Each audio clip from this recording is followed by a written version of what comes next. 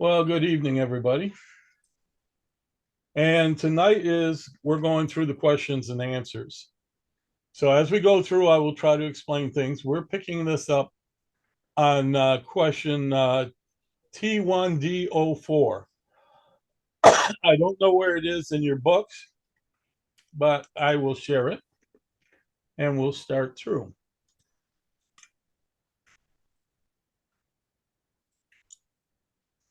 All right. Why do you do this? All right. T1D04. Under what conditions is an amateur radio station authorized to transmit music? This is a real important question to know the correct answer to. The answer is there's only one type. Music can only be, the answer is A in this thing, and it says a music can only be rebroadcast as part of an authorized rebroadcast of the space station transmissions. You got to be aboard the space station under the right circumstances, and there is an exception. Why is this important? Well, if you're driving along in your car and you're playing a CD and you answer somebody on the local repeater and you don't turn the CD volume off, you're in violation. Doesn't get so hairy there. But if you've got the radio on in the background, let's say you've got your FM radio on and you were listening to the game, NFL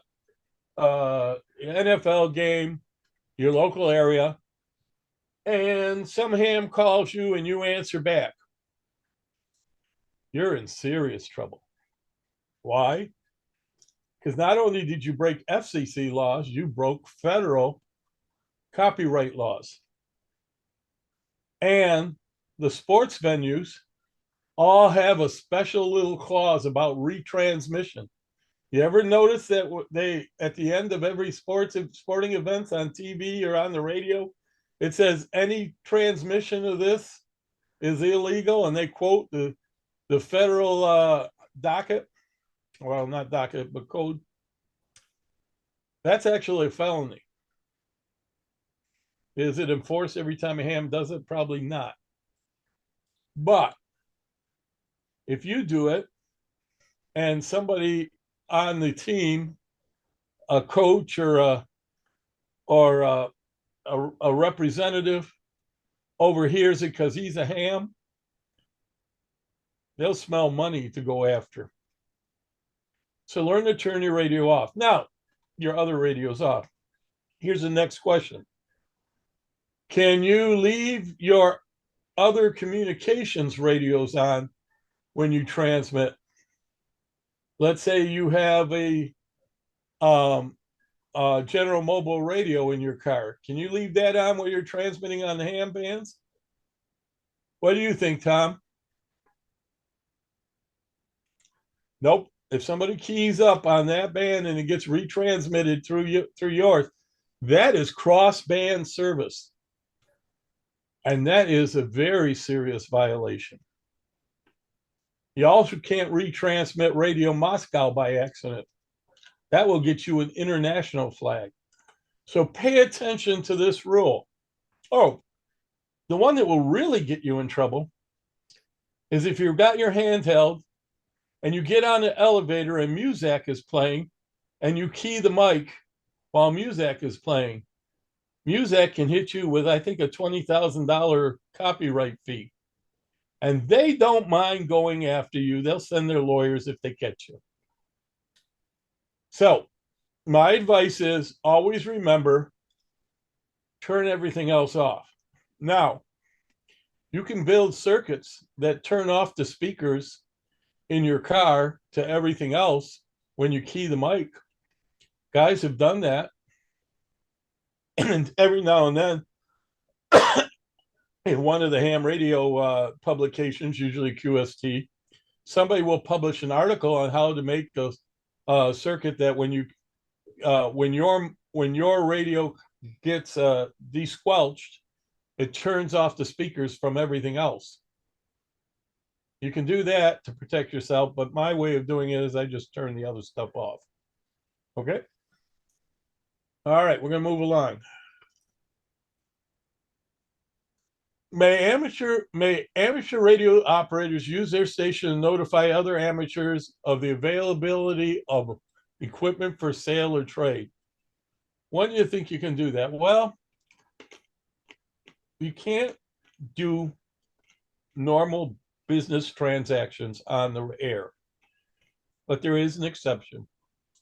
97.113A 3II says it's okay to advertise equipment for sale on the amateur radio bands if it's not your regular business.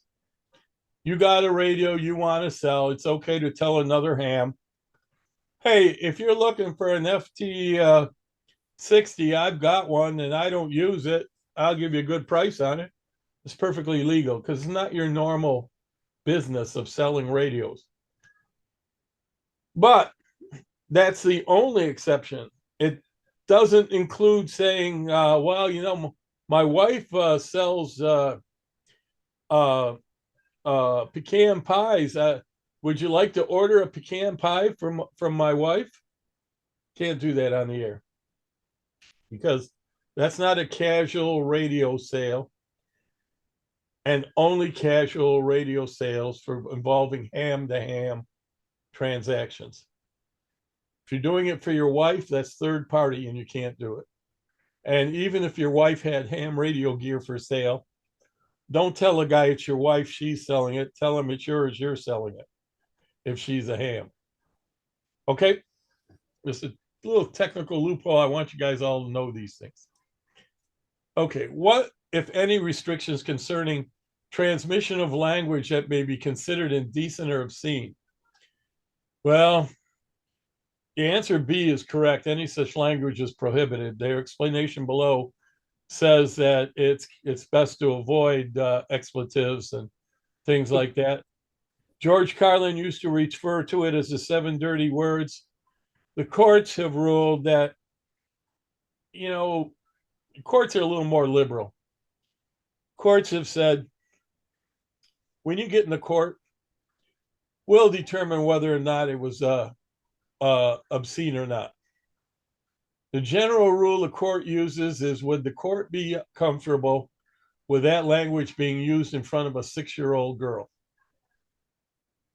Always consider that. And it happens to be, if it were to get to that point, the FCC was probably looking for you for something else and they tacked that on. They don't really go after somebody who slips a word here by accident or slips a word there. And they certainly don't shut down some of these guys on 80 meters, but it is technically illegal. Someday, if they want to, they can go swoop in and grab them, but the FCC doesn't want to be bothered. They, as one field engineer said it to me, was, look, let's face it, on 80 meters, what 6-year-old kid's going to be listening there? It's not likely to happen. And if grandpa's running the station and his granddaughter or grandson's there, grandpa should be smart enough to move the dial. So they don't get too crazy about it, but it is technically incorrect. What type of amateur station can automatically retransmit the signal of another amateur radio station? The answer to that is D. Pay close attention to this. Repeaters, auxiliary stations, which are what controls things like repeaters, and space stations, they can all retransmit signals. Beacons cannot. All Earth stations cannot, but repeaters, auxiliary stations, and space stations.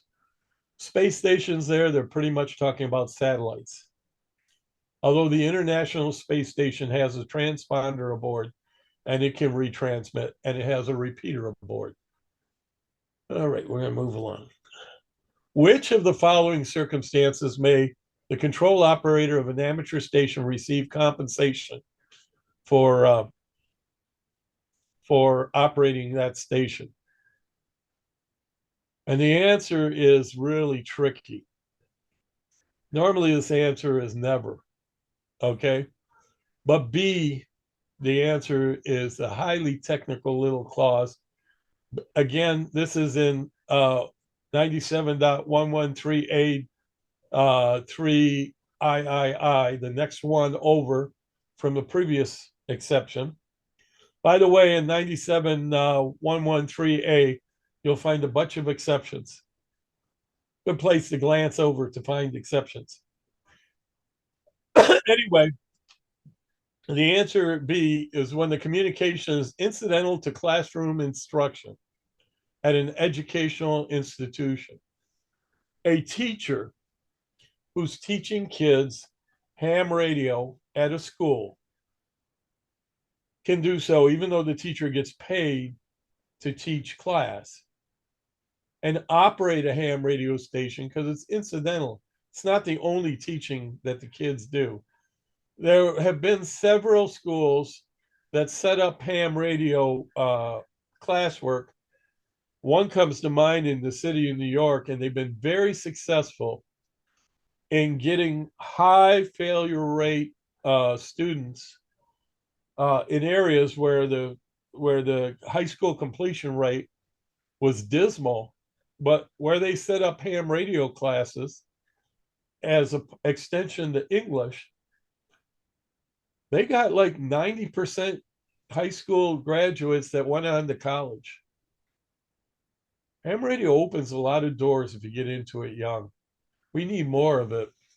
Anyways, when may amateur stations transmit information in support of broadcasting, program production, or news gathering, assuming no other means is available? And the answer to that is when such communications is directly related to immediate safety of human life or protection of property.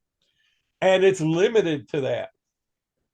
You may pass along information that is intended to help save life and property, but you can't continue on beyond just whatever the bare bones to facilitate that there's need for that information to be passed along. I know that's confusing. There are examples in your book, I believe. When we get to it, we'll go through it. How does the FCC define broadcasting for the amateur service? And broadcasting is a one-way transmission. If you get on the air and say, hey, everybody, there's a traffic pile up on Interstate 97, wherever that is, at the crossroads of Billings and the Johnson exit, if there is one of these. Wow, that's cool. That's a violation because you're broadcasting it.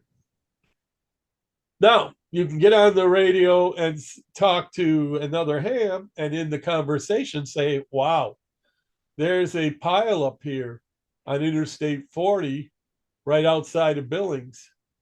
I don't know if Interstate 40 goes through Billings, but no, it doesn't, to be honest. But anyways, you can say things like that to another ham. You just can't say it so that it's not directed to anybody. Ham radio requires that you're communicating directly with another ham or other hams, not at random, not anonymously, but you got to know who they are and they've got to know who you are. Okay. I got to take a real quick pause. Well, I won't. I'll hold off. We got a few more minutes. I can make it. All right. When may an amateur station transmit without identifying on the air? Well, used to be never, but there are exceptions. Okay. You don't have to identify the transmission to a remote control craft like a remote control boat or remote control aircraft. So that's one. The only other exceptions are for space stations. And again, you got to go up into space to do it. And you have to be an extra class amateur the way it works out. So, generally speaking, you must identify at at the initiation of a QSO, sign off at the end of the QSO, and every 10 minutes in between. You may identify in whatever mode you're operating at, or you can always identify in Morse code. All right. If it gets confusing, though, in certain circumstances, if you identify in Morse code if you're operating phone. Repeaters do it, but we're used to that.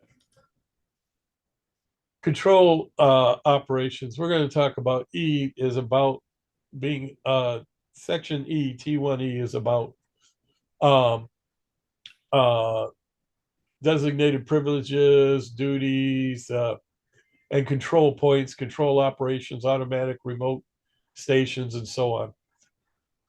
When may an amateur station transmit without a control operator? And the answer is D, never. Somebody's got to be responsible for that station. Here's a question I'm going to ask you. I'll ask you, Preston. If your station is transmitting and you're not there, who's responsible for it?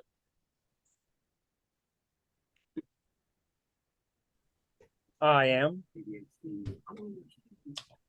Maybe. Maybe. Maybe. I got to take a break, guys. Give me 1 second. Tell you what I'm going to do. I'm going to stop the share for a minute. I got to clear my sinuses.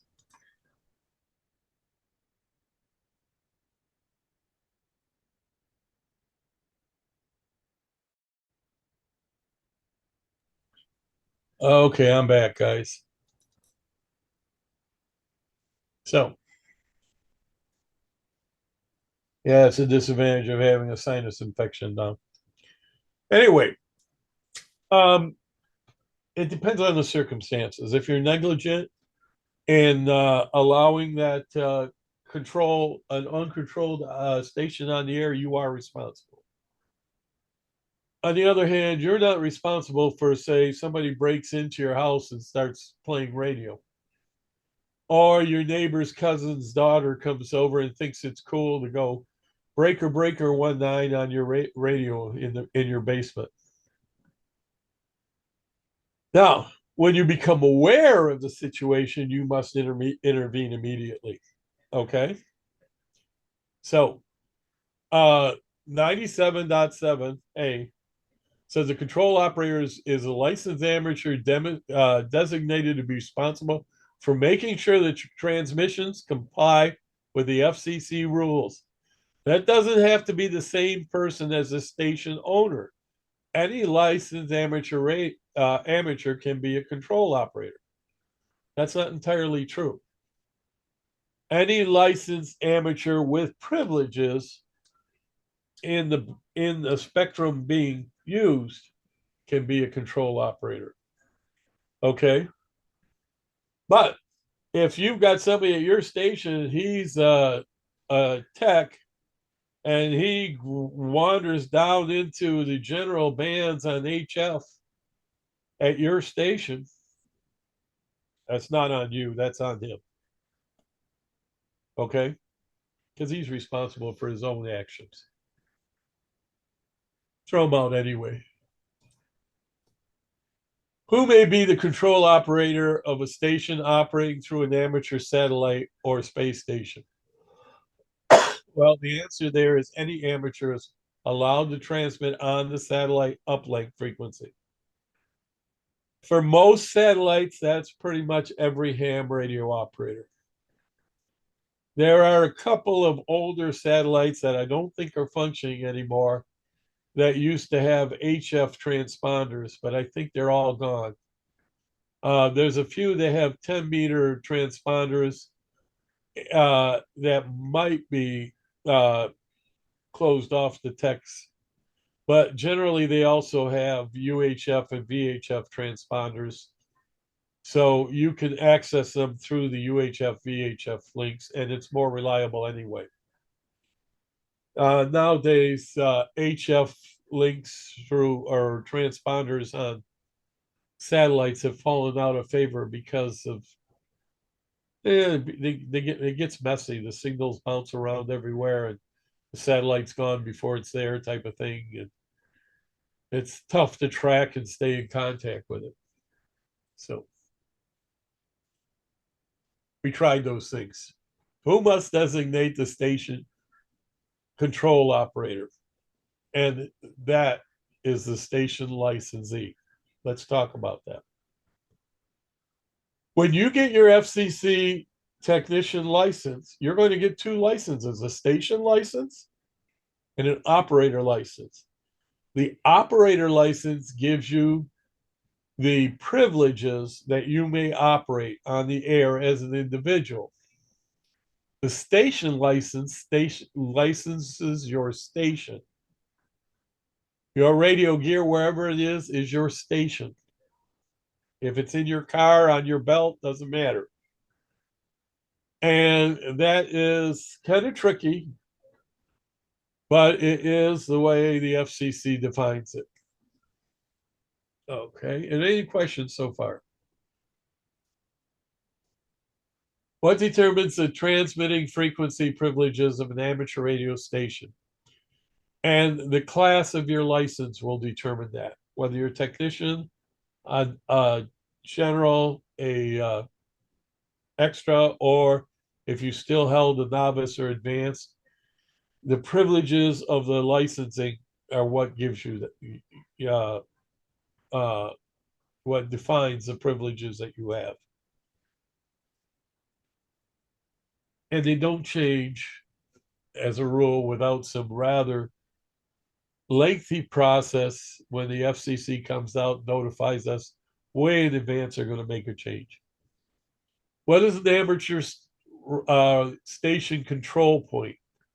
And that is the point at which the control operator function is being performed. Doesn't have to be in the station. You can remote control a station. The control point might be on your cell phone from miles away from your station. But that is the control point, is the point at which you have control over the radio. Now, it's pretty complicated to hook up your radio, some radios, to remote control them, but more and more radios are being built for that. So,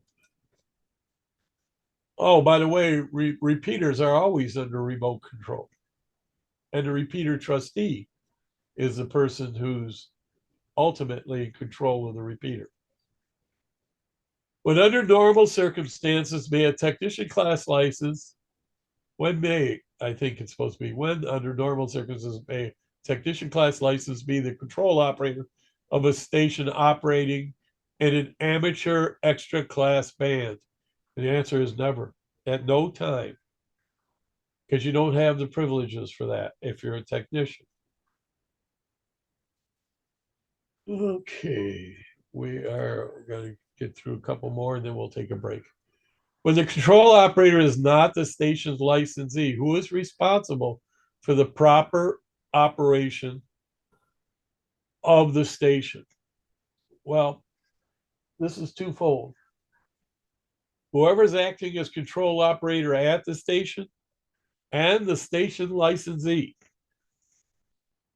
they're both responsible. All right.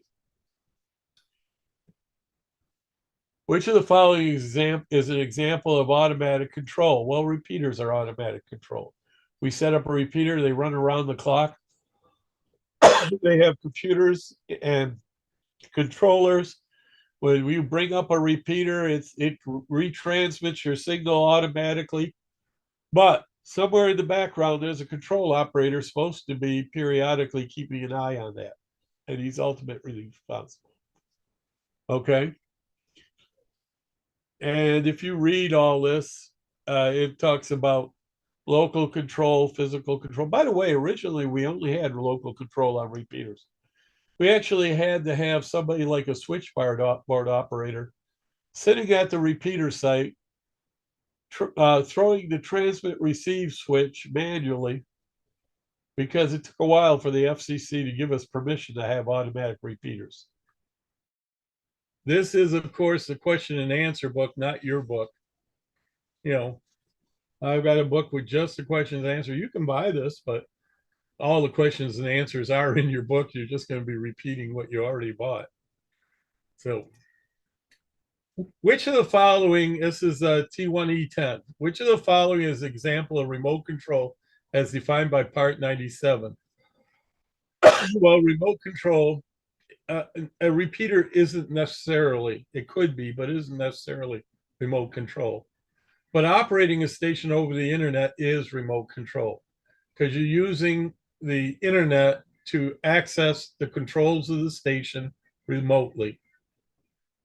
And it's perfectly legal. It didn't used to be in the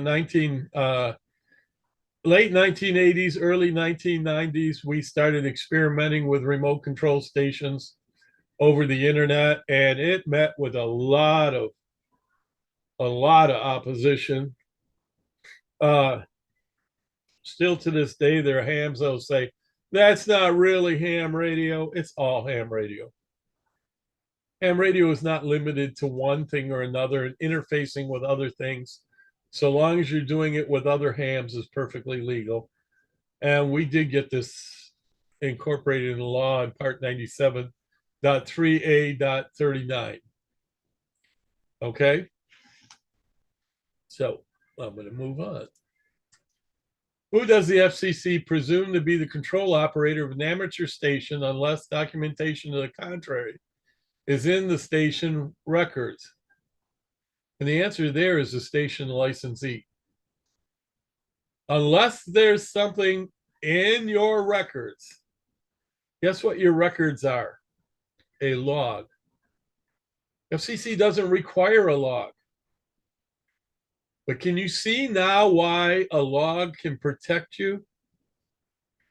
Because it says, who does the FCC presume to be in control of an amateur station unless documentation to the contrary is in the station records? They don't require station records, but if you don't have one, it's always going to be you. So if somebody else is operating at your station and you give them permission to go ahead, they're a licensed ham with maybe greater privileges than you. And if somebody questions why that's being operated out of beyond the privileges you have, well, if you have it in your records that you turned over control, it's in your log that you turned over control to a licensed ham with a greater class license, then you're protected. I really want to stress, a lot of hams think logs are just for contesting. In the early days, we had to log everything. We had to write down every time we bought a new radio. We had to record the serial numbers in our log. Every time we rearranged the station, everything we did, the new antenna, whatever, we had to have a log. By the way, with new antennas, you're going to have a log now, because it's an international requirement that you work out the radiation pattern and make sure it's a safe installation for radiant energy leaving the antenna. We'll get to that later in the class. So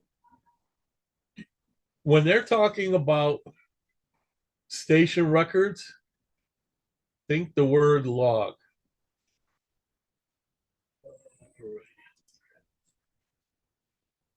All right, we're getting into F, T1F, and this covers station identification, repeaters, third-party communications, clubs, and the FCC inspection. When must a station and its records be available to the FCC? Answer for this one is simple: anytime they knock on your door. Anytime upon request by an FCC representative, he doesn't have to give you advance notice. He can show up today and say, "Let me see your station." And he can even say, "Let me see your logs."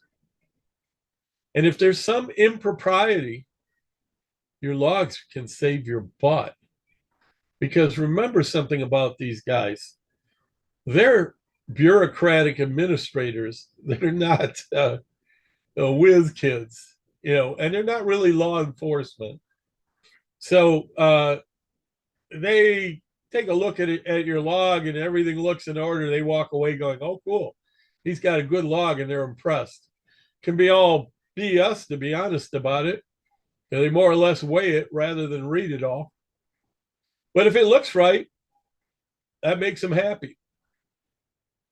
That's again why I stress keep a log, either electronic or paper. I keep paper logs. I have paper logs going back 50 years. And believe me, when the FCC comes over and says they want to look at my logs, and I say, "Here you go, guy," and I open up this 2-drawer file cabinet with all my logs in it, they take one look, they pull out the first booklet, they flip through the pages, and they go, "Wow, that's cool. Bye." They are not going to read 50 years worth of contacts. From time to time, I flip through it because it reminds me of things that I did 50 years ago. Now, if you have electronically, they will be able to use a search engine to go through it all. I know that, so I figure I actually keep electronic logs simultaneously. But if the FCC shows up, I've got a handwritten log for them to see.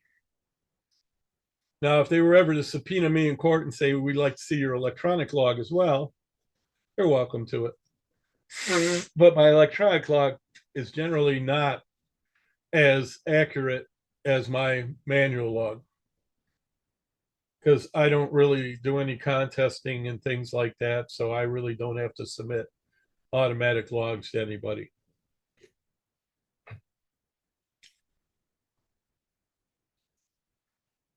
How often must you identify your FCC assigned call sign when using tactical call signs such as race headquarters? Well, the answer to this is going to kind of shock you guys. If you read 9719A, tactical call signs or tactical IDs are used to help identify where a station is and what it's doing. But tactical call signs do not replace regular call signs. So if you use in a group tactical call signs, to make things easier, you still each have to identify with your actual call. And you have to do it at the end of each communication and every 10 minutes during a communications. I will tell you, you also must do it at the beginning of a communication. Why? Because the rules say, they don't say specifically you have to do this, but the rules say that you must establish that you are talking to another ham, and that other ham has to establish that he's talking to another ham. Now, you don't have to go to great leaps and bounds to verify it. If the guy gives you a legitimate call sign, you don't have to look him up online, make sure it's the guy before you reply. You pretty much take him at his word if he gives you a call sign. But if you don't verify a call sign in any way, shape, or fashion before the QSO, it's not a legal QSO, and the FCC can intervene, though they seldom do. I will admit to all this. I tell you these things because what happens is these things can today compound. Guys get in a little bit of trouble, and then somebody gets a bug up their butt, and they start looking for every little thing to go after this guy for. They're not after him to throw him off the air or anything. Usually they're after just spanking him, letting him know that the FCC isn't happy with him. They fine you as a rule, not usually, unless you're really belligerent. If the FCC ever contacts you and says, "Hey, we got a problem," begging forgiveness is the best damn process thing you can do. You say, "Oh, I'm sorry, I didn't mean to do that. I wasn't aware I was doing that. I will make sure it doesn't happen again." And they will give you that, "Bless you, my child, go forth and sin no more." I'm probably going to go, to Hades for just saying that. But they will absolve you if you just say, "Hey, I'm sorry, I won't do it again." 99% of the time, they're happy with that. Why? Because they don't have to do paperwork and they don't have to do a little bit of overtime work. They don't have to file legal documents. So, and be honest with you, we would do the same thing if we could ease out of having to do extra work. When are you required to transmit your assigned call sign? Okay, the answer is D. Every 10 minutes during and at the end of a transmission. But as I've said, while it's not specifically spelled out at the beginning of each contact, it covers your butt if you do it at the beginning as well. Does that make sense to everybody? Okay. What language may be used for the purpose of identification when operating in a phone subband? And the answer to this is kind of amazing. Pretty much any language recognized by the ITU. The ITU is made up of just about every single nation in the world except two. So if you speak Swahili, it's probably ITU recognized. Doesn't mean I can talk to you, but I do speak fluent Greek, and I have talked to Greek hams in Greek, and I have identified in Greek. And my Greek accent is terrible. So, by the way, my Greek accent sounds something like this: November octo. Uh, I usually use Golf and the India Romeo with a Greek accent, but the word November, I say in the word Greek, doesn't make sense to say golf because golf in Greek doesn't have a G sound. The word's completely different. But I do that for the courtesy to Greek hams when I'm talking to them. And then they rattle off in Greek to me so fast I can't understand what they're saying. I've gotten in trouble with that before. Hey Nick, What can you method back of up? call sign identification is required for a station transmitting phone signals? Okay. The answer to this is B. You can always identify in the mode you're operating in. If you're on TV, you can identify on TV on a TV image. If you're transmitting CW, you can transmit it in CW. But the rules say you may always use the mode that you're operating in and or CW. Hey Nick, can you back up one question to Sure. 104 or to '04 for a minute? Okay.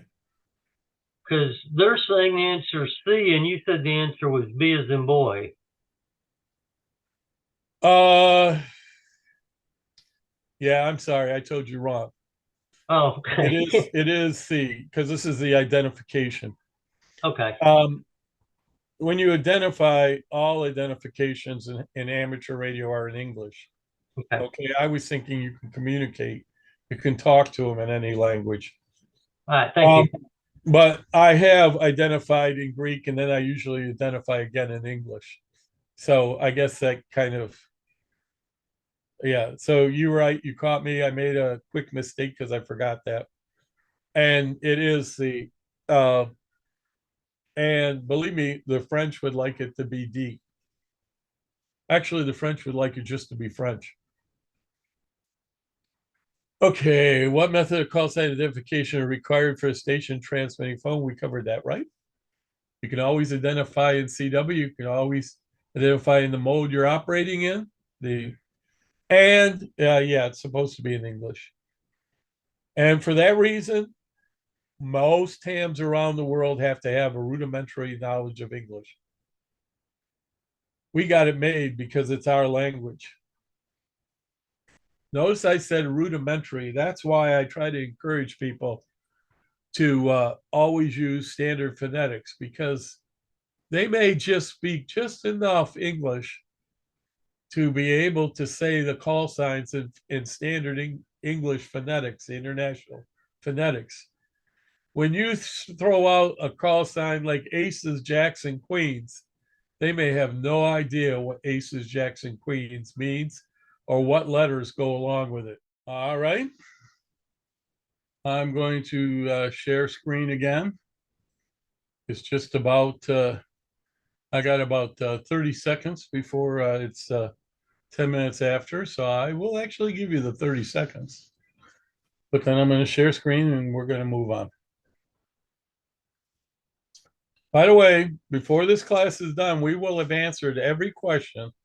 I will have given you explanations so that you can reason them out.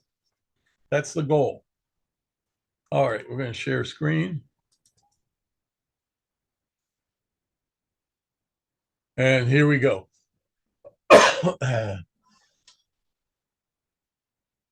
Which of the following self-assigned indicators are acceptable when using a, a phone transmission? Let me tell you what's going on with this question. We're not really required to do this anymore, but we used to be required, and a lot of hams think it's cool, and it kind of is. We used to be required that if we left uh, our call zone and operated somewhere else, that we identified that we were in a different call zone than the call zone of our license. Now, it's no longer mandatory to do this. It's optional. And, you know, it asks you, is it acceptable to give a call sign stroke, say, I'm going to use my call sign, NHGIR stroke W3. Generally, you use W and then the call zone number. My call is normally an 8 call. My call is an 8 call. And so if I were in 3 zone, or I used to operate slash W6 when I worked out in California for a number of years off and on. So the question is, can you say stroke W3 slant or slash W3? The answer is anything you want. It doesn't matter. Okay, you can use any of those 3 because it's really not mandatory anymore exactly how you do it. It used to be slash W3, but it, when they made it not necessary or not mandatory, they're not going to enforce this. Now it's just a courtesy thing. So it doesn't matter. That's you can use any of the above. But you can't use semicolon or anything other than the 3 because they were the traditional descriptions of basically the same thing. A stroke, a slant, or a slash. It's pretty much the same thing. They don't split hairs on this one. About time you got a break on something you don't have to split hairs on, right? Which of the following restrictions apply when a non-licensed person is allowed to speak to a foreign station using a station under the control of a licensed amateur radio operator? It's a real tricky question.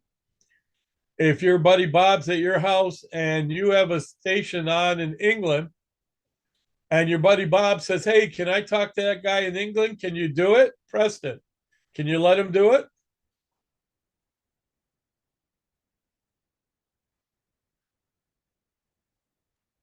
What do you think, Um, Preston?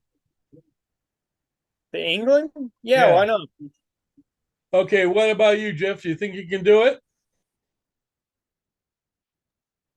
I think to England you could. Okay, you agree with that, Jason? Yep.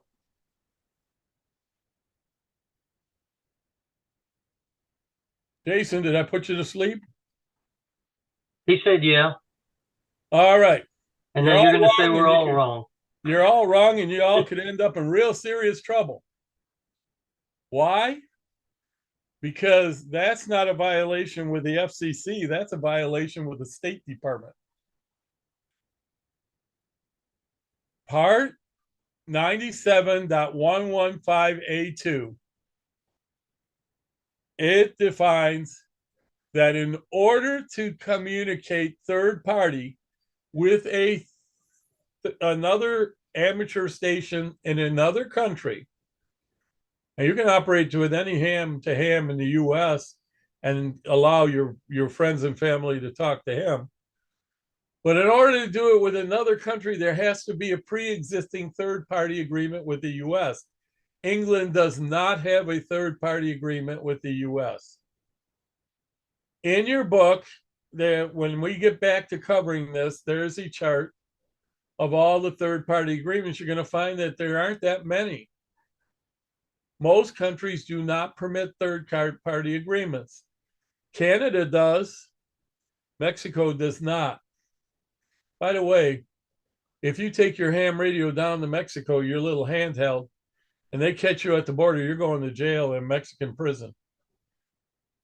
They don't even let amateur radio operators from the state apply to operate from Mexico. Mexico is like a lot of other countries of the world where all the communication services are part of the government. They're supplied by the government. The phone, the cell phone system, they're not private companies. And so they don't want competition for international use of communications. It interferes with money, their money, and they're happy to take your money. So if we read down below here, it says the exact definition of third party is a message from an amateur radio operator to another amateur station control operator on behalf of another person. That other person is third party. Now, whether you have them talk or whether you pass a message for them, that's third party. And that other person is third party simply by the definition. Anytime you send or receive information via amateur radio on behalf of any unlicensed person or organization, even if the person is right there in the station with you, that is third party communications. And just as it says in answer B, foreign station must be a country which the US has a third party agreement with. Mexico City in the 1990s had a horrible earthquake. Just about every major building collapsed. All the switching centers for the phone lines went out. They were desperate. In the face of that enormous disaster, they would not relinquish and allow third-party communications. I don't run the government of Mexico. Okay. All right, Nick. So I gotta be difficult because it says unlicensed. So if someone with a license wanted you to pass a message, is that still considered third party? That gets tricky. Okay. Because that means that the person that originates the message is a licensed ham. Okay. So I, as a licensed ham, can initiate a message to go to, say, England through another ham. He's only relaying then. I am ultimately responsible for originating the message. I am the control operator of that message. Okay. But if it's somebody other than a licensed ham, and a licensed ham with the privileges to do so, you cannot arrange third-party traffic to foreign nations unless there's a third-party agreement. Don't worry. Most of them, you'll know, they won't allow it. It's surprising, though, the nations that do. I think actually Russia does, or China doesn't. Don't worry, North Korea never allows it. They don't have any ham radio operators. They don't allow ham radio.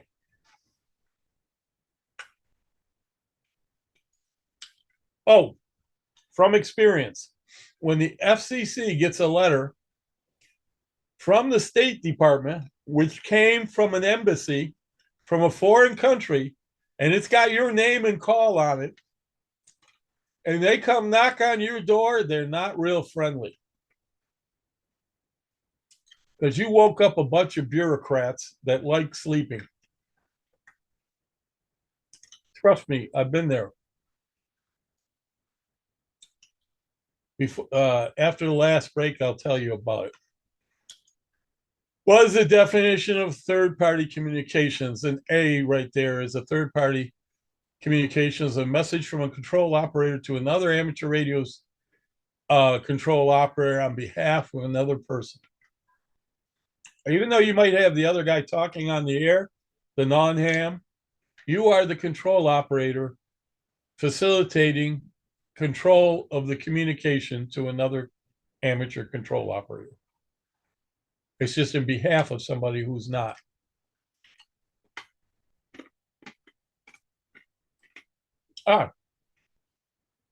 It's in here, I forgot. What type of amateur station simultaneously retransmits the signal from another station on a different channel or frequency? And the answer is a repeater. A repeater, we transmit on one frequency that the repeater's listening to. We listen to the output frequency of the repeater that it retransmits on. Interestingly, there is the list of third-party agreements with the United States here. And let's go through them. I don't know where Antigua, Barbuda is, or Barbados is. I'm not sure. Argentina, Australia, Belize, Bolivia, Bosnia, Herzegovina, Brazil, Canada, Chile. Okay. But did you notice in there Great Britain? Nowhere to be found. England, nowhere to be found. Okay. Chile, Colombia, the Federal Islamic Republic of Comoros, Costa Rica, Cuba, Dominican Republic, Ecuador, El Salvador, Gambia, Ghana, Grenada, Guatemala, Guyana, Haiti, Honduras, Israel, Jamaica, Jordan. I'm not reading them all, but you guys look through these as I right now with me. You'll notice that there are countries in here you think they really have third-party agreements with it. I don't think maybe Russia does anymore. I think they did away with that. Nick, United Kingdom's at the bottom of that page. Yeah. Oh, well, then it's been added since. See, guys, I don't always have everything down tight. So wait a minute, Nick. We were right. You were right. I was wrong. Son of a gun, doesn't have very. Oh, thank you for that. I needed that today. But you guys didn't know it. Well, yeah, we did. That's what we said we did, but. Well, the point is, you got to look at all these and know. By the way, I cannot if you look over here under the G's, there's no grease. I cannot get on the air and ask a ham and grease who might live 2 doors down, and one does, from my cousin Thanasis. I can't ask them to take a message to Thanasis because there's no third party agreement. And Thanasis refuses to become a ham. He doesn't know anything about radio. Okay, so you can, by the way, you can have third party communiques with the ITU in Geneva. Okay. So that's the list, guys. And I made a mistake about Great Britain. I thought Great Britain still was not on the list. I don't remember when they became on the list, but I'm glad they did. Let's talk a little bit more about that particular circumstance. You're driving in your car. Let's say you have a digital radio in your car. A lot of the digital repeaters are linked around the world. So let's go back to that list. All right, we're going down this list. Israel, Jamaica, Jordan. There's no Japan. So you're having a QSO with a guy in Japan in your car on the repeater. And your wife says, can I talk to him? She's not a licensed ham, can she? That's obvious, right? She can overhear the conversation, but she can't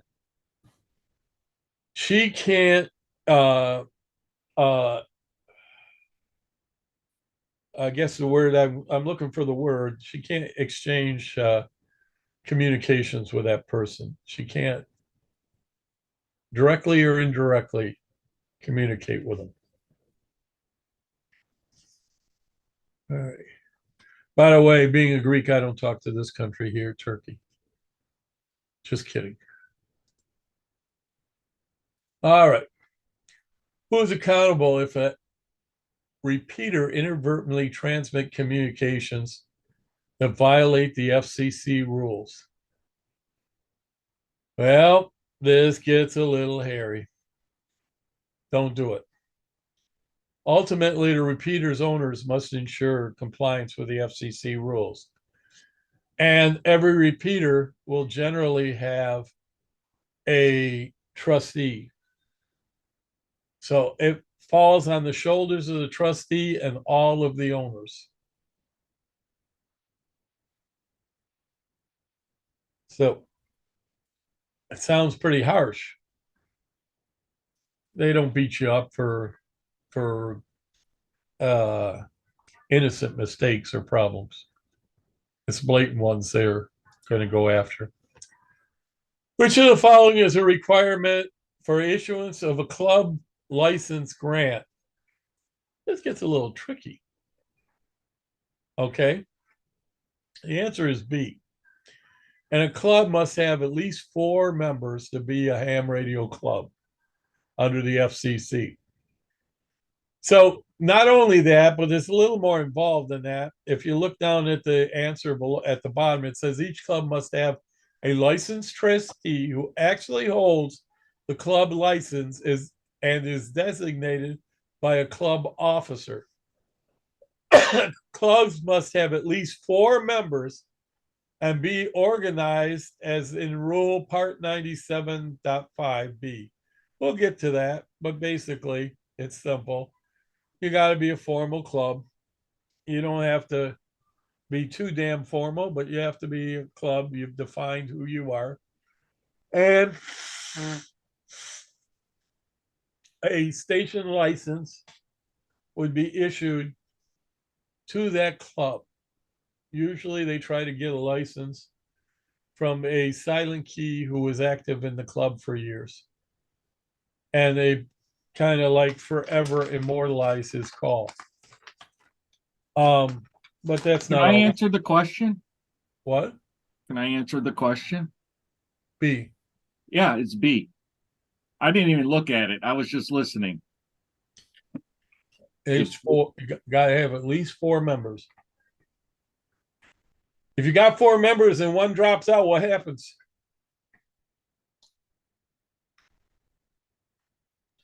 Honestly, I don't think anything.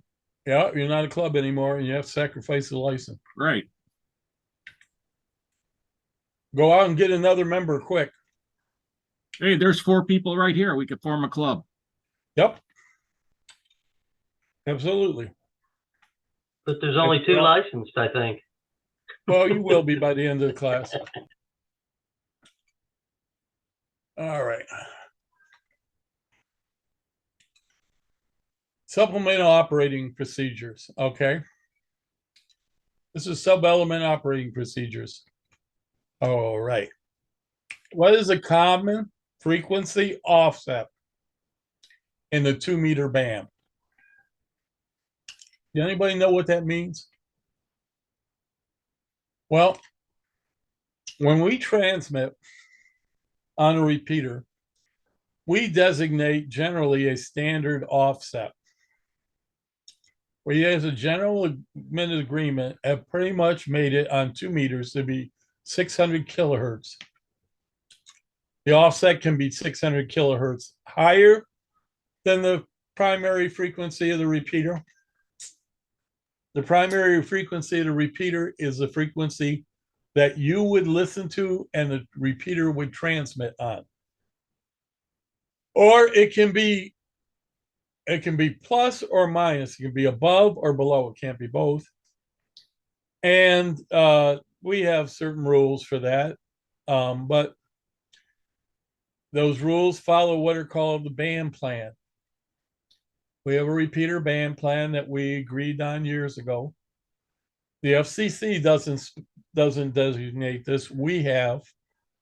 And because it's basically grandfathered in, that's pretty much the rules.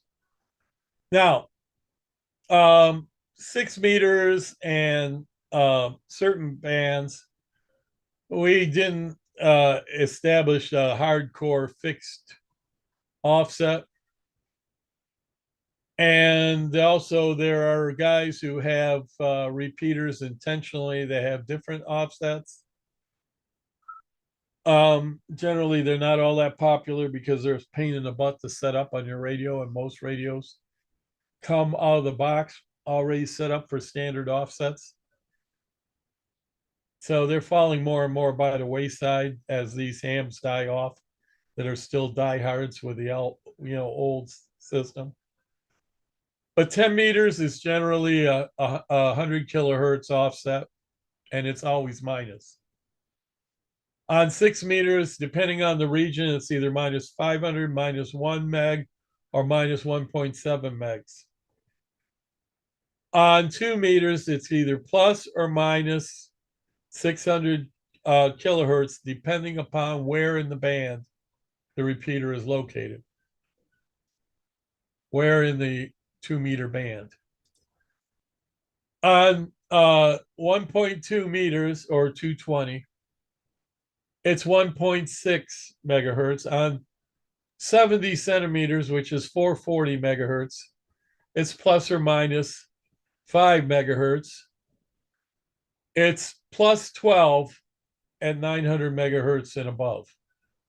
Those are the easy ones to remember. Don't worry, nobody's going to ask you every single one of these. No, the 2 meters, the 440, and the 12 megs above 70 centimeters, above 440, which is 900 megahertz and above.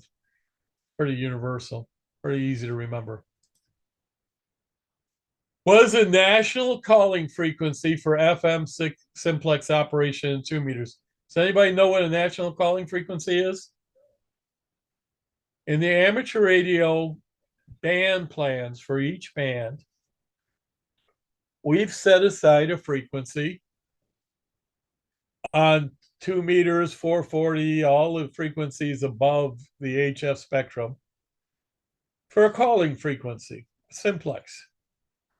the goal there is that if you want to work somebody simplex, not through a repeater, you call CQ on the calling frequency, and then you move with them to another frequency to communicate. And on 2 meters, it's 5.2, 146.52. On 440, it's 446.00 is the simplex calling frequency. You'll have to look at band plan charts. They're on the internet, and you can look up all the calling frequencies. Good to know if you ever want to work simplex, because if you want to work somebody 2 meters, 1,500 miles away, you're not going to do it through a repeater. You're going to do that by pointing a beam at somebody and working them simplex. And it does work. What is the common repeater frequency offset for the 70 centimeter band? And the answer is A, plus or minus 5 megahertz. We're not going to do very many more questions tonight. By the way, before I forget, read chapter 4. I'm going to be finishing chapter 3 and starting into chapter 4 on Wednesday. Monday, Tuesday, Wednesday. Yes. All right. What is an appropriate way to call another station on a repeater if you know the other station's call sign? Let's start with A. Say break, break, then say the station's call sign. No. In amateur radio, break, break is the equivalent to SOS. It is calling an emergency.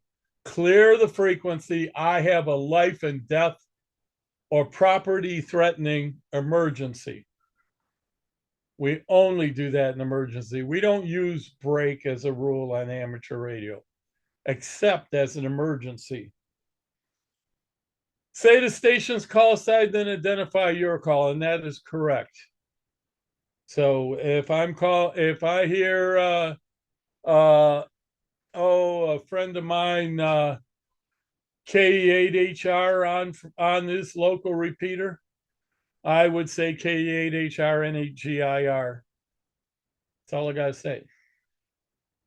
That is the correct answer. Now let's talk the real one. More than likely, we'd say, hey, I'd say KE8HR's name is Wallace. I'd probably say, hey, Wallace, how you doing? And then NHGIR. I really don't have to give his call. You should. I say mine. I really don't have to according to the rules because we already know who we each are. It's established that he's a ham because it's his repeater and I know him personally. But, and so you're going to hear on repeaters much more lax calls to fellow hams when it's people that know each other. It's perfectly okay. Because remember, the rules do say you only have to identify every 10 minutes during a QSO and at the end when you sign out. I told you the reason you wanted to give your call sign at the beginning and get the call sign of the person at the beginning is to cover your butt, but it's not really in the rules. Okay? So on local repeaters, we get a little more flexible because the law permits it. I got to tell you, on some repeaters, you get too formal, they don't like it. I just as soon you just relax. Now, when you get to the general class and you're working HF around the world, you got to be sometimes a little more formal. How should you respond to a station calling CQ? Okay. If a station's calling CQ, that is the one and only definite time that any ham, under any circumstance, can broadcast. CQ is technically a broadcast. It's not aimed at anyone specifically. But the FCC chooses not to define that as a real broadcast, because we have to have a way to let people know we want to talk to somebody.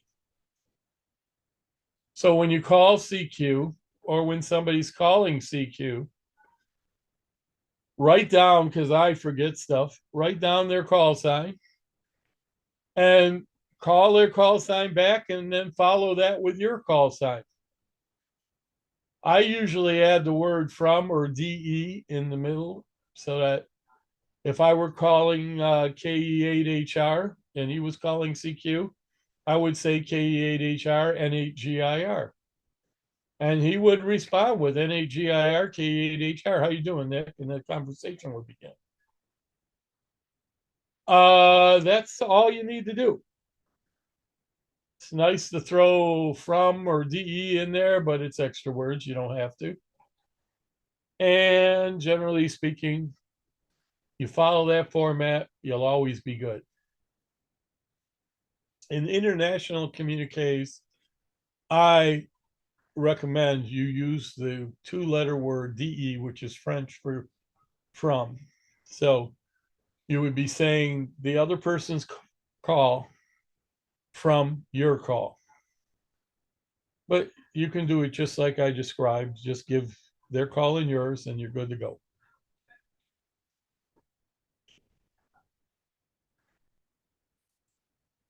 Which of the following is required when making an on-the-air test transmission? I want to end with this tonight because this is an important part I wanted to get to. Generally speaking, it's a bad practice to test on the air. Except there are some tests that cannot be done any other way, but on the air. So we usually recommend that you only test on the air when you absolutely must, and sometimes you must. Can't test an antenna without testing on the air. Oh, you can get some good ideas with an analyzer, but you can't really test it. You can't check field strength measurements without transmitting and testing on the air. So when you are testing, first thing you have to do is identify the transmitting station. So it says in the A down below, identification rules apply to on-the-air tests as well as, no matter how brief, the call sign must be given once every 10 minutes at the end of the transmission. I recommend that you also begin by letting everybody know you're running a test. Why? You may not hear somebody who's actually out there already in a QSO. You start your test over top of them, you're going to get somebody that's not going to be thrilled with you. But if you go, hey, this is N8GIR and I need to make a few tests. Is there anybody on frequency? You just do something like that. You'll make friends. They'll, even if they are using it, they might say, hey, how long are you going to be? Oh, just a couple minutes, guys. Oh, okay, go ahead. Honey works a lot better than anything in amateur radio. You're out to make friends, not people who are pissed off at you. Well, normally there's some hams that are really out to make people pissed off at them. I might be one of them. I don't know. All right. I think I'm going to stop there tonight. We already covered what a repeater offset was. And that's redundant. Repeater offset, of course, is the fact that a repeater transmits on one frequency. That's the frequency you listen on. And the frequency that the repeater's listening on reflects the offset from that repeater transmit frequency that you will be transmitting on. Modern radios are designed to automatically set that up. In the old days, we had to do it manually.